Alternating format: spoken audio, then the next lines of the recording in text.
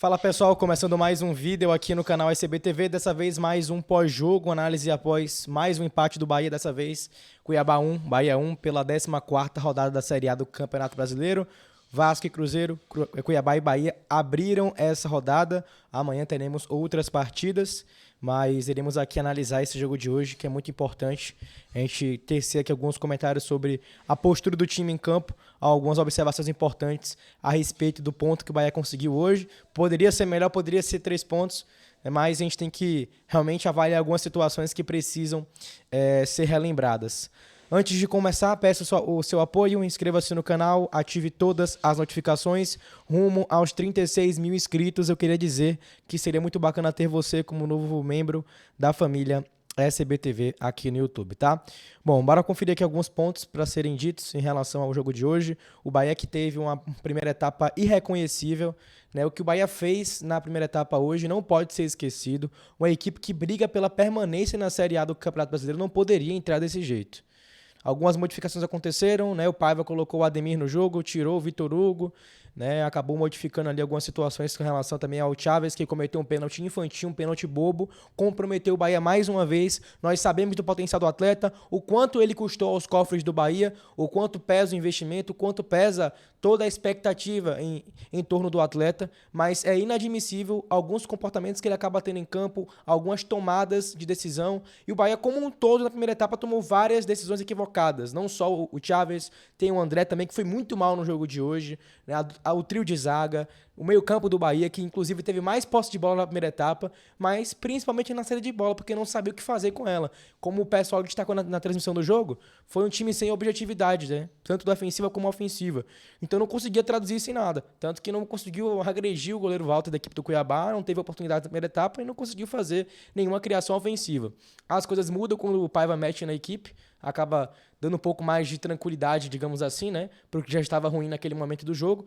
E aí, no segundo tempo, o time volta com outra postura. Segundo a transmissão do Sport TV, perdão, do Premier FC, o Paiva deu orientações com relação à motivação do time em campo, né? Que era um time que entrou, dormiu, né? Entrou o jogo dormindo contra o Cuiabá hoje, às 4 horas da tarde, lá foram 3 horas. O Bahia que continua com esse tabu aí de nunca ter vencido a equipe do Cuiabá na história. Afinal, são apenas 3 partidas entre as equipes. Contagem regressiva, faltam apenas 25 dias para a janela se encerrar. E o Bahia precisa anunciar contratações. Sabemos que Paiva tem seus erros, ele pecou bastante, inclusive, né? Me surpreendeu a escalação que ele acabou optando hoje para a partida. Comentei isso no Twitter, inclusive, em relação ao que foi de escolha do técnico hoje contra a equipe do Mato Grosso. Vocês podem ver que ele optou pelo esquema de 3 zagueiros e ao longo da partida, percebendo o equívoco com relação ao que foi mal aplicado em campo, mal executado, ele acabou modificando para, mais uma vez, a linha de 4, não 3-5-2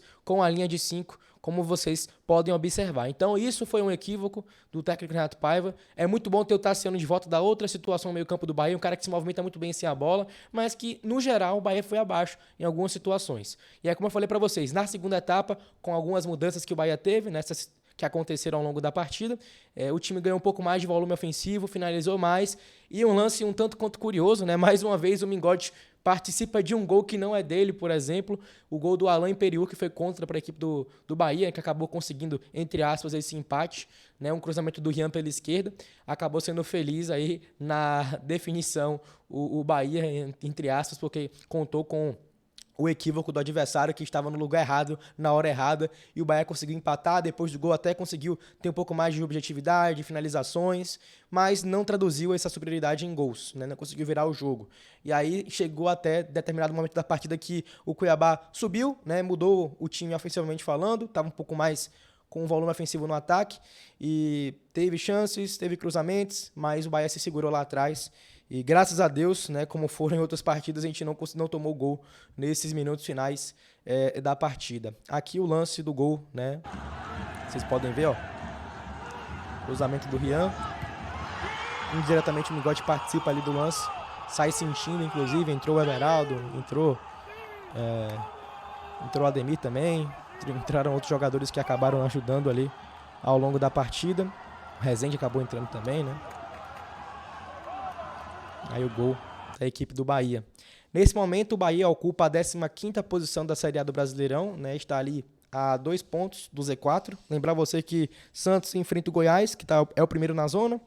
Corinthians enfrenta a equipe do Atlético Mineiro amanhã no Mineirão às 6h30. Cuiabá enfrenta o América, confronto direto no Z4 também, às 6h30 amanhã, né? Palmeiras e Flamengo, teremos Fluminense Internacional, Bragantino e São Paulo, Grêmio e Botafogo, Fortaleza e Atlético Paranaense. Tá? São esses próximos jogos que encerram a rodada. Olho na tabela de classificação. O Bahia que, por muitas vezes, por incompetência dos adversários, ainda não entrou na zona de rebaixamento. É nesse sentido que a gente acaba observando com relação às pontuações. Precisa retomar o caminho dos triunfos, que é muito importante nesse quesito, tá? Bom, o Cássio Cardoso também trouxe aqui um comentário interessante a respeito da partida. Quem insiste em jogadores como Chaves hoje e Cicinho, por exemplo, está sujeito às falhas infantis, como aquela que terminou com um pênalti, marcado para o Cuiabá. E ainda teve presente de André, que hoje é uma partida de decisão, mas o Bahia jogou a concentração de um treino regenerativo na primeira etapa. Bom, vamos conferir agora aqui, gente, né? Os vídeos das entrevistas de Tassiano e Gabriel Xavier. Tassiano na primeira etapa e Gabriel Xavier após a partida ser encerrada. Aqui com o Tassiano, o time praticamente não levou perigo ao goleiro Walter. Poucas finalizações. Como você avalia esse primeiro tempo, Tassiano? Muito abaixo daquilo que a gente pode produzir. Em um vacilo ali a gente cometeu um pênalti, eles estão na frente, agora é escutar o que o Renato tem para falar pra gente voltar forte no segundo tempo. Por que você acha que a bola não tá chegando lá na frente? A gente tá um pouco lento no jogo, né? Os passes não estão sendo com precisão para frente, está dificultando, porque eles estão bem postados ali na defesa, mas é ver o que o professor tem para falar pra gente melhorar nesse segundo tempo.